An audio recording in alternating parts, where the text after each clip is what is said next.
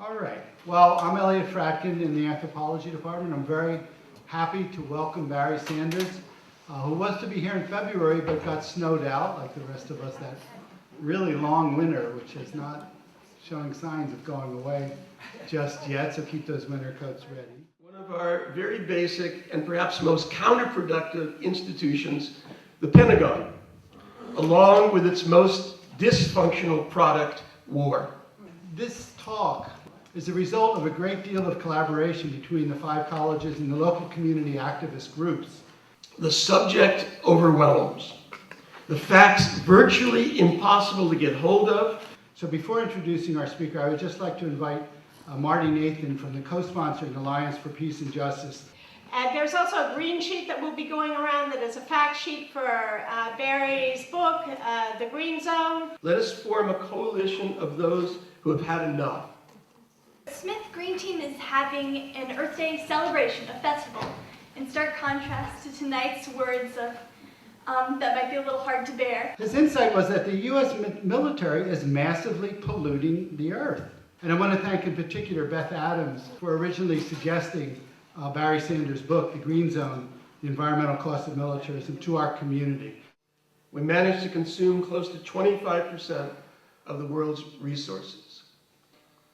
I wondered if my noble efforts at recycling and composting made any difference whatsoever when placed alongside the pollution that the military produced as it aggressively pursued 2, now 3 wars these past 10 years or more.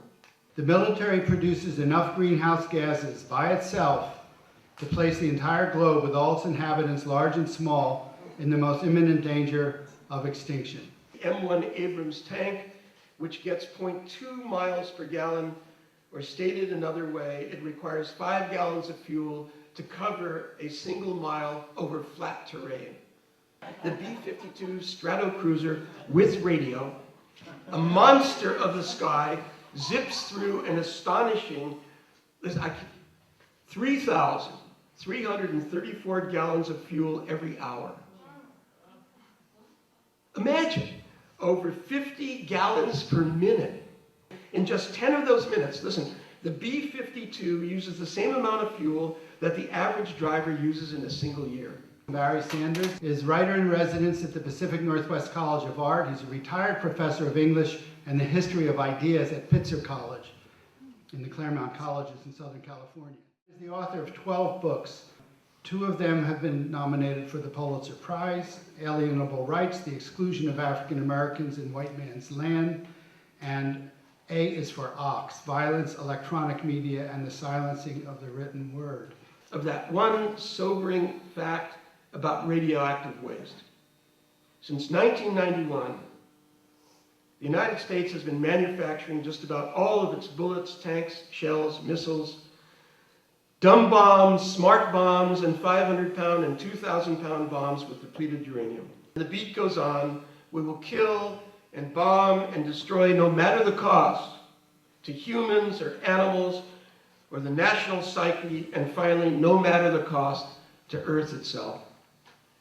Whatever euphemism we assign to our systematic killing, like Desert Storm, enduring freedom, and that one always got me. I never knew if that was that we're trying to endure freedom, try to endure our freedom.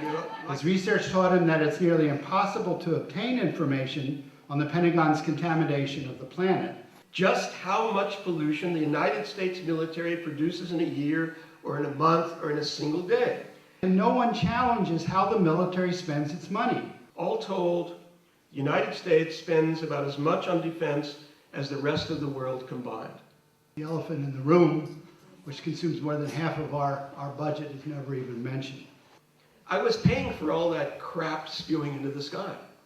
Considering the scope of the U.S. military's destruction of the earth, he published his findings in The Green Zone, The Environmental Cost of Militarism, where he clearly states the very hidden fact that the U.S. military is the world's largest polluter. I could not find exact answers to my initial questions about pollution. The kicker of my book is just that. We know next to nothing about who we kill and what we use to kill them in places most people have a hard time finding on a map. The military's numbers remain off of any official report, secret and out of sight. It's like having another, albeit smaller, shadow country located within our borders, but over which it seems clear we have absolutely no control and about which we seem powerless. What can we do? What ought we to do? But over which it seems clear we have absolutely no control, absolutely no control, absolutely no control, and about which we seem powerless. What can we do? What ought we to do? What can we do?